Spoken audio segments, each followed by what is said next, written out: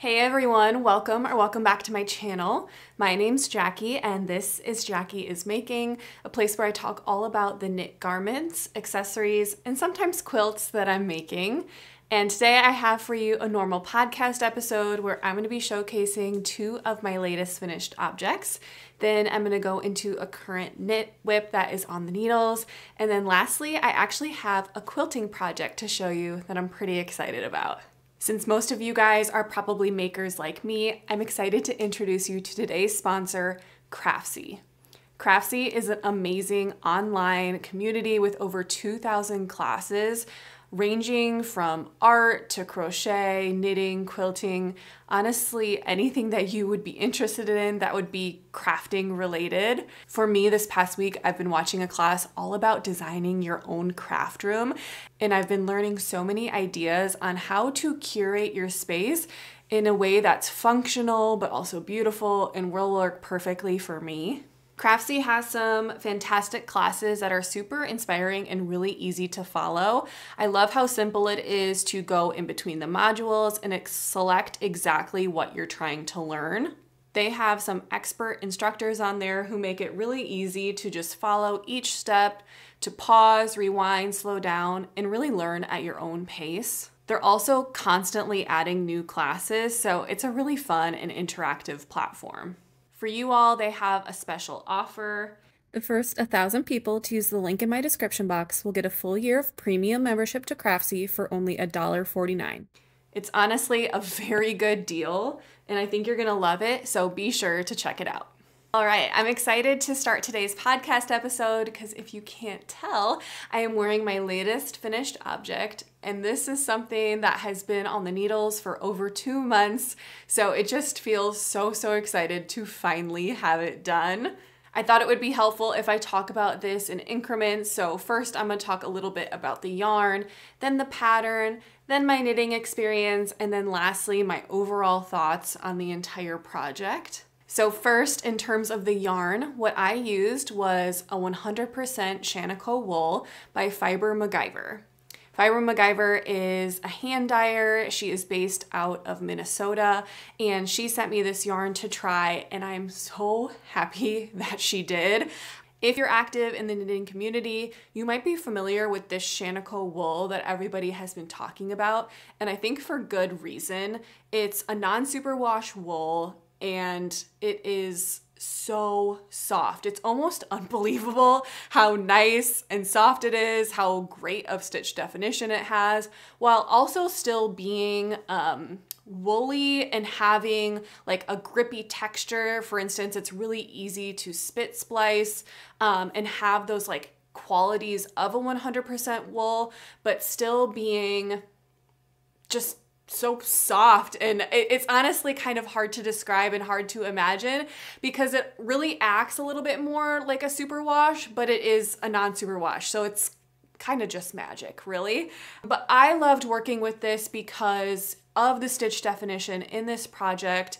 Also with Fiber MacGyver's beautiful colors that she dyed into this project, it just really highlighted the actual stripes and made it feel so special to work on. It's a very elasticy and easy to use yarn. It's kind of one of those things where I'm finding myself at a little bit of a loss for words and not a lot to say about it because it was just easy and fun and good to work with. It's almost like that saying where I know I have a good pair of shoes if I don't think about the shoes, right? You never notice your feet throughout the day because it's just a really good quality pair of shoes. That's kind of how I felt about this yarn, honestly. I never had to think about it. It always looked beautiful. It was easy to knit with. I was excited to be using it, and it just felt like something I didn't have to worry about because I knew it was gonna look gorgeous. I am not wearing a tank top or a t-shirt or anything underneath this, and it is so comfortable right next to my skin, which is just invaluable. So nice. So next, in terms of the overall pattern, this is a drop shoulder sweater where you're first knitting that back panel in like a big giant rectangle. You're picking up on both sides, then you're joining and working down. I really feel like it's a pattern that was pretty intuitive pretty simple. All of the stripe repeats kind of work off the exact same, you know, number of stripes.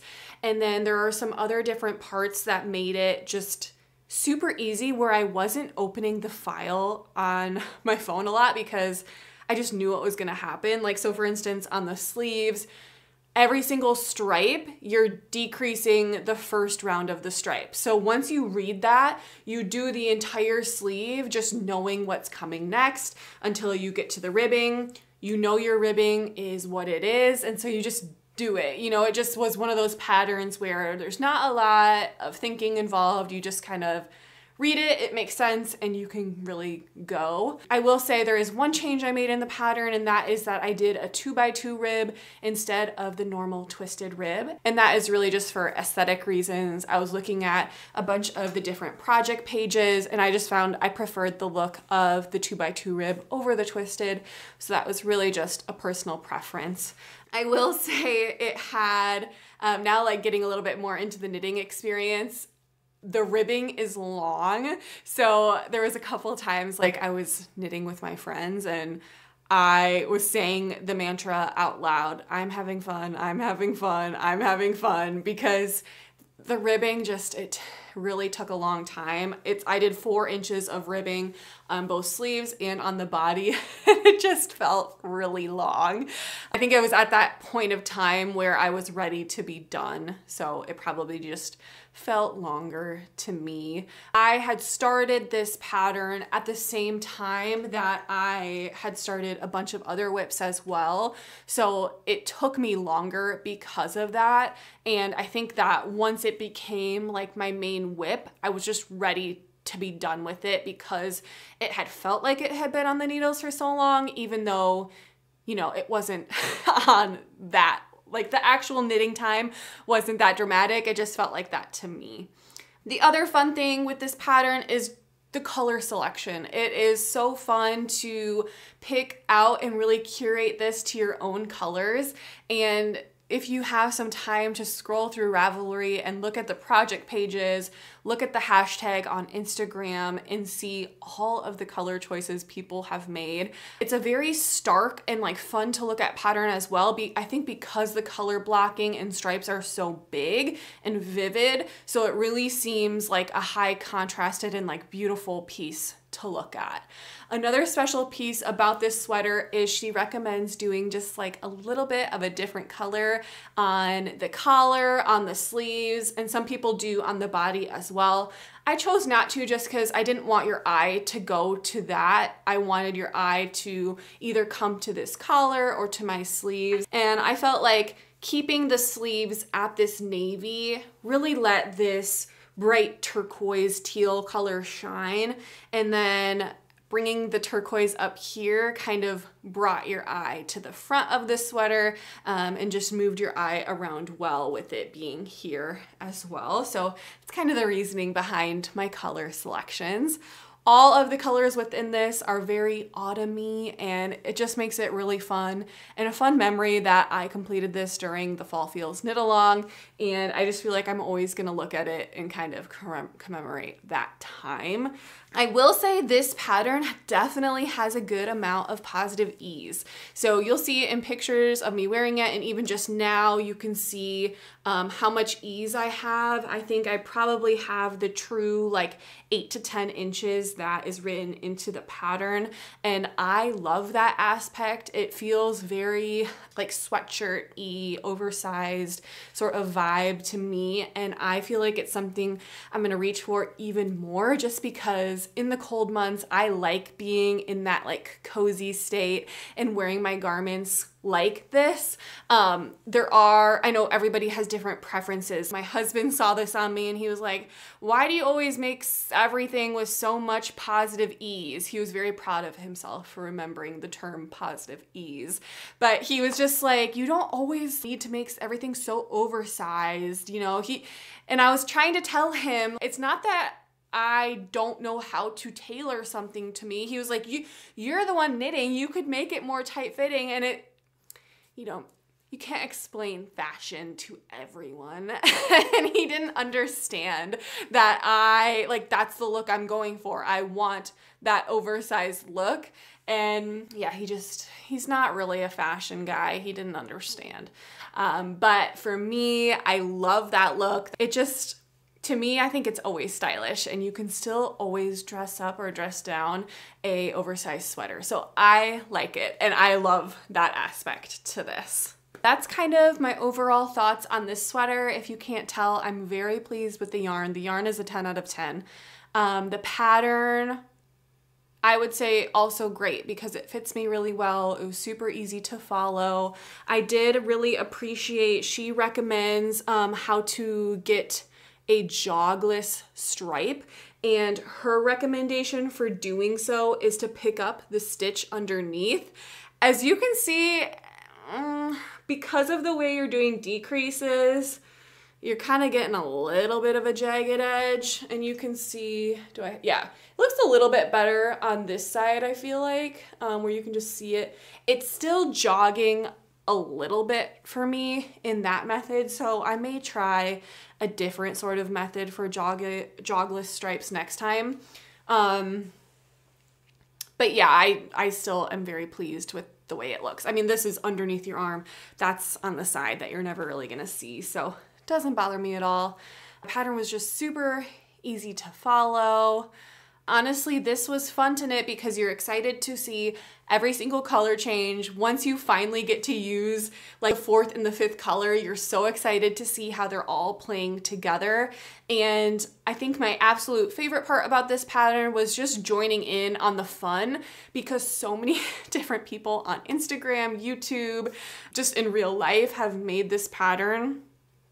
And so that's what really made it fun for me, is to just join in on the fun and be another person joining in on the stripe hype of it all. I'm very pleased with it, super excited it's off the needles. And now I'm going to talk to you all about my weekend hat. So like I mentioned before, the weekend hat is made out of 1 skein of the Shaniko wool. And the reason why I ended up making this is because Fiber MacGyver accidentally sent me 1 extra skein than I needed for this, 1 extra color. And so I had it in my stash, and because I loved it so much, I was like, you know what, I need to cast that on immediately as well. I had also just finished my color analysis, and one of the best colors on me is this like marine navy sort of color. I'm trying to remember what the exact color was called. Oh, the Kingfisher blue, which matched perfectly to this. And so once I saw, oh, that is my color, I was like, I'm making a hat out of that. It's gonna be perfect. And I was looking for something with cables, and I'm so happy that I selected this pattern because, first of all, it has the gorgeous 2x1 rib on the bottom.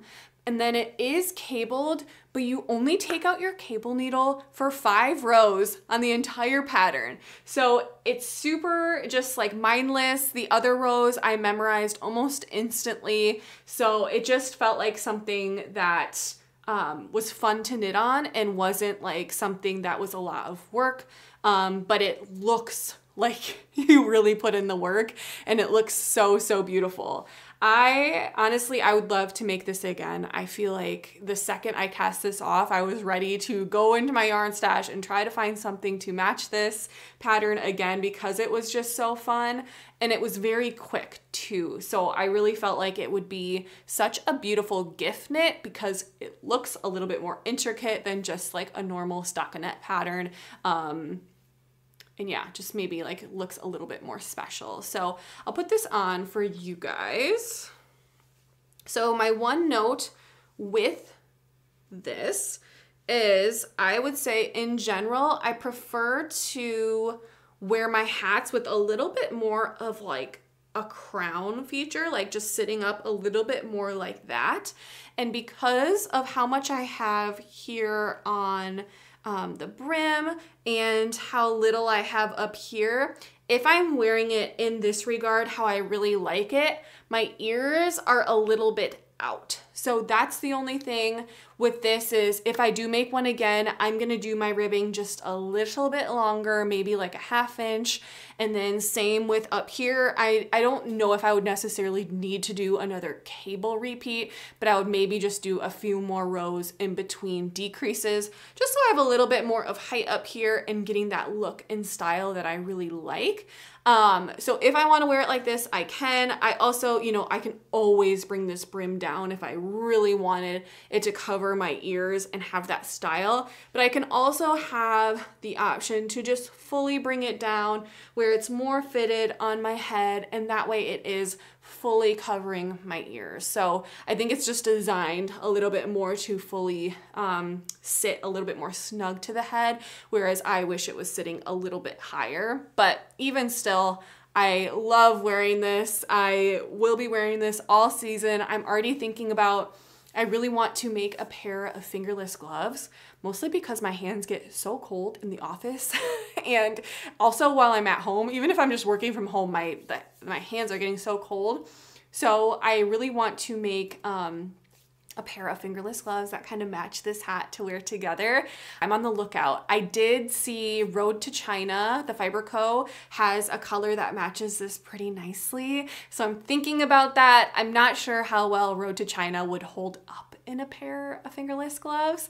I might need to find something a little bit more woolly instead. That would just be a little bit more hardy, especially if I'm planning to wear it like throughout the workday and as I'm typing. I probably need something with a good amount of memory and wooliness to just both keep me warm, but also like have some longevity in it. That is the weekend hat. I don't have a ton to say about it. I did want to show you there is this element of like kind of a stripe on both sides. It's just a little bit of ribbing going up the sides, and then the front and back are the same, which also helps you like figure out how to wear it, which is really nice. But yeah, that's kind of everything with this. It's a pretty straightforward hat, but I'm very, very pleased with it. And so much so that after I finished it, I immediately looked up the designer and I was trying to see if she had designed other hats as well. And she hasn't really. So if you guys have any hats that kind of fit the bill of the things that I talked about today and you think I would love them, let me know down below. I'm really liking hats, and I'm thinking they're I don't know. I feel like it would be a perfect gift knit, but it's so hard to know how big someone's head size is. So it's nice to make patterns that have a good amount of ribbing in them, because I do feel like, you know, this is gonna stretch and fit most people, but yeah, that's the only thing. It's more fun for me and quicker to make a hat than it is a pair of socks for somebody. So I like that aspect of it, but yeah, let me know if, again, you have any favorite, maybe cabled hat patterns, other hat patterns, or just hat patterns that you found that really like fit a wide range of sizes that make a perfect gift knit, because I'd love to know. Okay, next I have for you the Shift Cowl that I am making with Junction Fiber Mills yarn. And I am making this using the Junction Fiber Mills Making Tracks Light yarn. And actually, if you saw last week's podcast episode, it was so fun because I actually have partnered with them to create some bundles of this cowl for you guys. And in doing so, they created a really cute video to show you all, just featuring a little bit about their mill, a little bit more about them.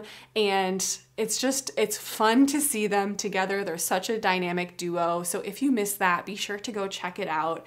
But we curated these bundles just because I thought it would be such a fun way to finish out the Fall Feels Knit Along, and also just, it's such a cool cowl, and it can be hard to find a color changing yarn that is a non-superwash wool. So I loved finding Junction Fiber Mill, collaborating with them on these curated bundles and sharing them with you guys, because the yarn is beautiful.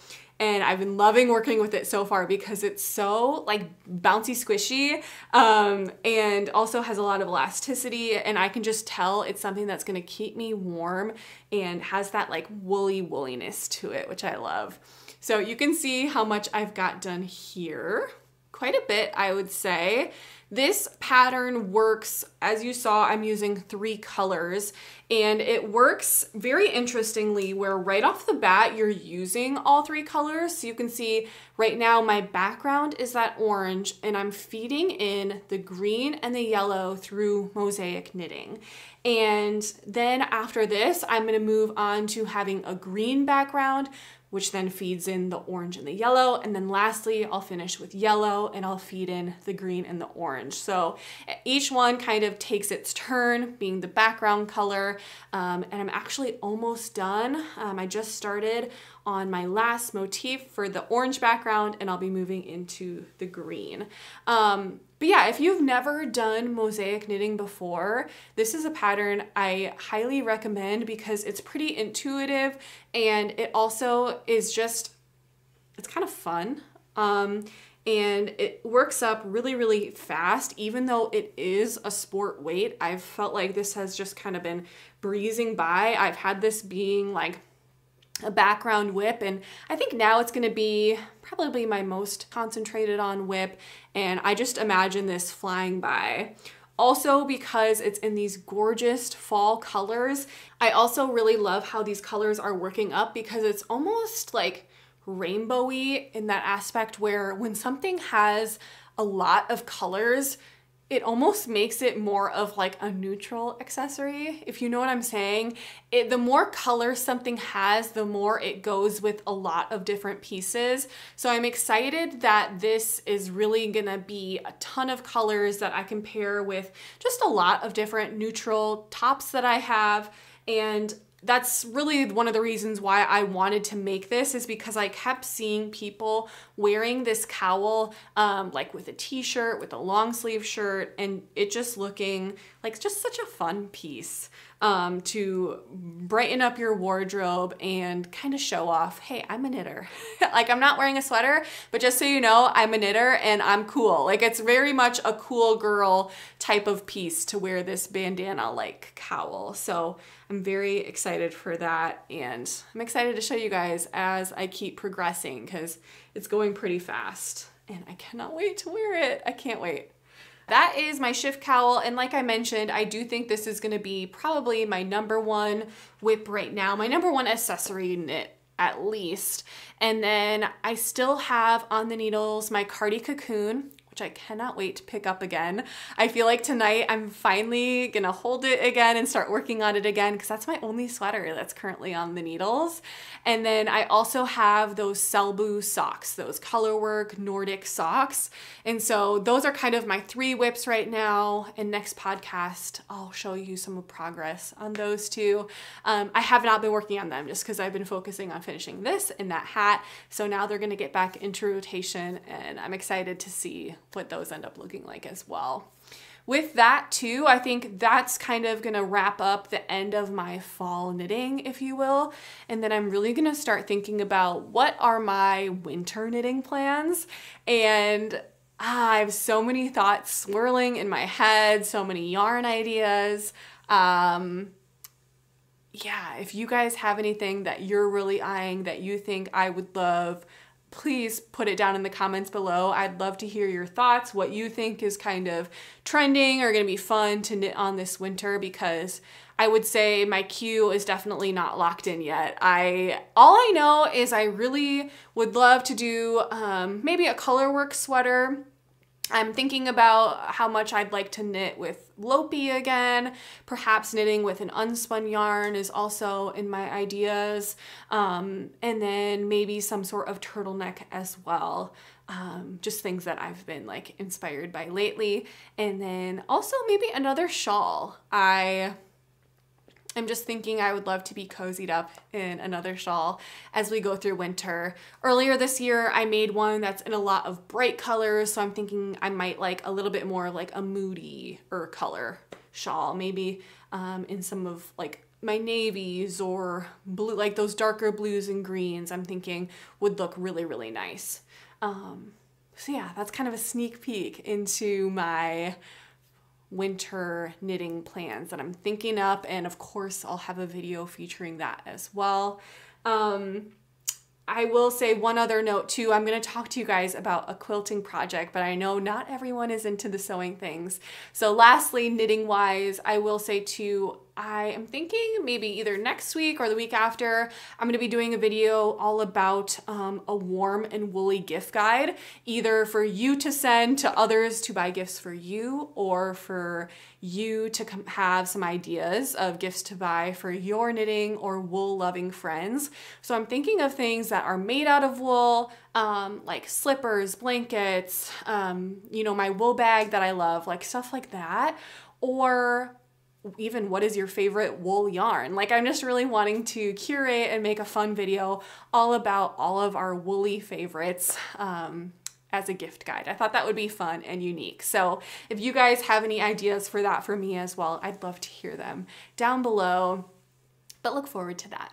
Okay, now let's get into my latest quilting project. So what I have to show you is kind of some beautiful half square triangles. And I really wanted to tell you about the story behind this quilt that I'm making as well. This is a quilt that has a really fun story. I am making this for a couple that we are friends with and that are getting married. And the story behind it is a year or so ago, I went to their apartment and I saw that she had painted a quilt star, like a barn star, and it was probably in an 8x8 frame. And I asked her about it, and she said this was a barn star that she was inspired by, you know, all of the barn stars throughout the Midwest, and she wanted to make one to kind of represent them as a couple. So she designed it and then painted it and had it just like displayed in their living room as almost like their quilt star, their barn star. And I was just immediately, when I saw that, my mind was just going of all the ideas all the quilts you could make based off the one that she had. And then after they got engaged, we received an invitation from them in the mail to their wedding, and their return address stamp had the little quilt star just as it was in the watercolor painting on the stamp. And so I was like, okay, this is something that's really important to them, and it's something that really she feels like represents them and their marriage and just their like union together.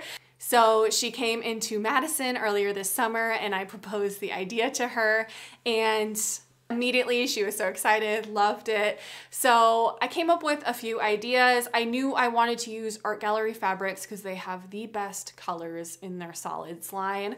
And then I knew this is something that I was gonna have to like kind of create myself in terms of the dimensions, the cutting sizes, the actual quilting and all of that. So I took it into Illustrator and I made myself a 40x40 inch artboard because that's the size of my quilt hanging that I love.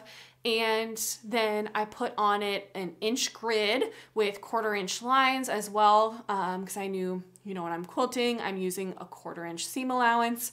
And then I really just like took shapes and kind of made it all happen. It was so fun. It felt like I was coloring and designing all at the same time. And then from there, I've kind of just had to do some math to figure out, you know, from the final dimensions, therefore, what do I need to get the cutting size, and what do I need to like make that size so that when it's quilted together, it's gonna have that seam allowance added so that when they're pieced, it's still gonna have that final size. So there's definitely been a lot of like adding and subtracting 1/4 inches everywhere. But yeah, I've been learning a lot. I have figured out through this process, oh, so like this is how you would kind of go through the process of designing a quilt, which has been really fun for me, and just really trusting myself and trying to go through this process. So yeah, I've started just by making these outer half square triangles and kind of piecing them together. So I'll show you guys a few of these colors we have here. Super fun. And I have so much left over too of all of these solids. So I'm thinking I'm definitely gonna come up with some sort of project after as well. But yeah, what's fun about these is I have been so precise just because like this is for somebody else, this is for their wedding. So like all of my seams are like pressed open so perfectly. I've starched all of my fabrics perfectly. I've been like so anal about my cutting, and that's been really fun for me as well. Like, I definitely think even though you say you should treat yourself as well as you're gonna treat others, when stuff's for myself, sometimes I just like zoom through it. I give myself more grace and more forgiveness, but when it's for somebody else, especially for their wedding, like I just really want this to be an heirloom piece for them, something so special. So yeah, I'm getting started on that, and I'm excited to keep you guys updated with how it goes and every process, like through the piecing, through the quilting, and then through finishing it and giving it to them. So yeah, I hope you guys are excited about that too, because it's exciting for me, and it's also getting me back into sewing, and I'm excited to kind of finish this and then move on to making another quilt as well, because sitting down with my sewing machine in the winter, I love it. Oh, it's so nice, and it gets me moving, you know, with the cutting, the sewing, the ironing. Like, I'm finding it's a little bit more movement than just straight knitting where I'm sitting the whole time. So I like that aspect to it as well. Now, in terms of any sort of acquisitions, I did just want to show you one acquisition that I think is honestly would make a really good gift, but I love it. And it's this little compartment. You can see here I have, oh, I'm going to take off. I have my number listed there, my phone number. And then I just have some fun stickers here. I have Fiber MacGyver, Junction Fiber Mill, the Sowsier. That's my local yarn store, Four Crow Fibers. But what I really wanted to show you is within this, all of the different compartments. And if you guys are anything like me, I have a couple of different stories in my house. And then I also have a couple different purses. And you know, like as I'm moving stuff around, it's like all of a sudden I'm sitting down and I can never find a scissors and I can never find a darning needle, and you know, I don't have the stitch markers I need. So I kind of made it a goal for myself to make a couple of these packs. So I just made one for now, but I found two like on Amazon. There's a couple of different places where you can buy like a pack of 3 different rulers, like the measuring tapes, 3 different of these little mini scissors, and stuff like that. And it just, my plan is to have one of these on like each of my floors and maybe one for my purses. And that way I'm not constantly moving them around and losing them. But I just wanted to show you like how I have mine set up. So I have my measuring tape, my scissors, I have a row counter here, 2 darning needles. I know too, in my one upstairs, I have my little tightening screws too for like the T-pins that tighten my Chiago needles. And then I have, let's see, I think these are, yeah, like the paper clip style light bulb. I think they're called light bulb stitch markers. And then I have some end pieces here for my needles. Needle stoppers, I think they're called. And then I have, this one's actually like all cats. They're all of my cat removable stitch markers, which is kind of funny. But yeah, I just wanted to show you guys this because I've seen these at a couple of stores, and like, you know, always please support your local yarn stores, but also sometimes stuff is so overpriced and marked up. And this is literally half the price of one that I saw at a store recently. So, you know, support where you can, but also like kind of be smart with your money too, you know? But yeah, this, I kind of got a boring color. There's a lot of fun colors too. So I'll leave that link for you guys down below, but that's one of my favorite recent acquisitions that I've had. As always, thank you guys so much for joining me. Be sure to check out the description box for any links that I talked about today, and also for that wonderful Craftsy offer that I mentioned earlier. If you enjoyed today's video, please be sure to subscribe and also click that little bell icon. That'll notify each time I upload so that you never miss a video from me. I hope that all of you guys are taking care of yourself, and I look forward to seeing you next time. Bye-bye.